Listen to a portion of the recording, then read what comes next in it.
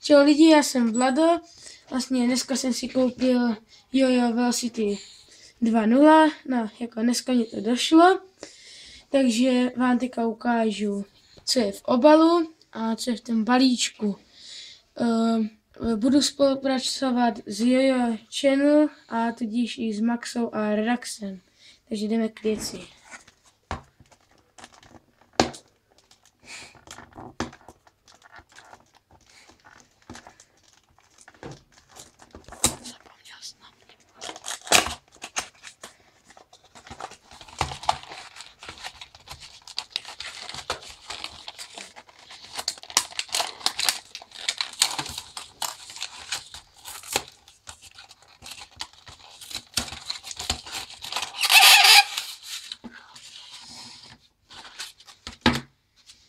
Takže vlastně tady máte nějaké ty stringy k tomu.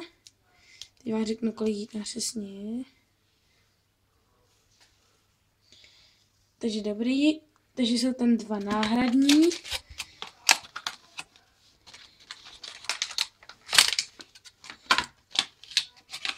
Tady máte tam už jeden string namotaný, takže v balení jsou celkem 3 stringy.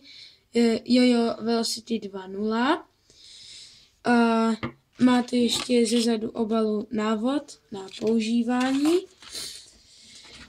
Vlastně Jojo Velocity 2.0 má výhodu, že tady máte vlastně šroub a když ho otočíte, tak budete mít to responsivní a na druhou stranu neresponsivní.